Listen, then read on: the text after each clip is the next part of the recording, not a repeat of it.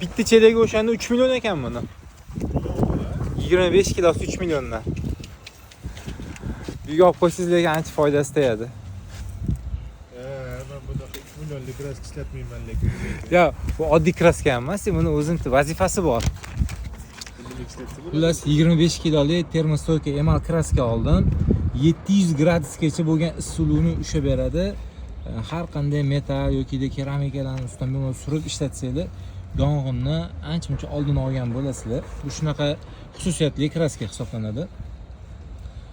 Kilosini 100 grammdan NDS bilan korporativ kartadan oldim. Keyin bu kichik o'ziga qo'shiladigan. Buni o'sha litrini 46 mingdan oldim. NDS bilan korporativ kartaga. Birga bir yopilishi bilan.